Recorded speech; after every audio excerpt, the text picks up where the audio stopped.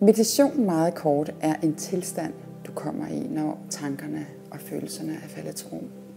Og mindfulness er at huske at tage den tilstand med ud i din dagligdag. Alle mennesker kan lære at meditere. Det er faktisk det nemmeste i hele verden. Og det, der er det sværeste, det er at få det integreret.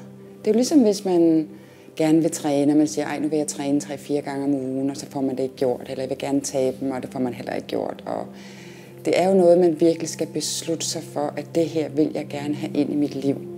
For eksempel, jeg plejer at sige, når jeg holder mine kurser, hvis man har tid til at gå på Facebook, så har man også tid til at meditere. Altså når jeg har været igennem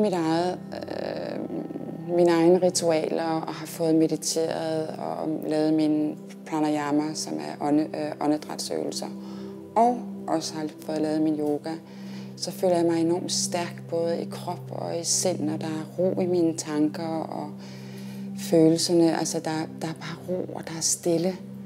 Det vil sige, når jeg så åbner min computer og starter dagen, så er det på et helt andet grundlag. Altså, jeg er ikke så nem at hylde ud af den, hvis der sker noget. Ikke at det ikke kan ske, selvfølgelig kan det, men jeg har bare en meget længere lunte, der er meget mere space inde i kroppen på mig.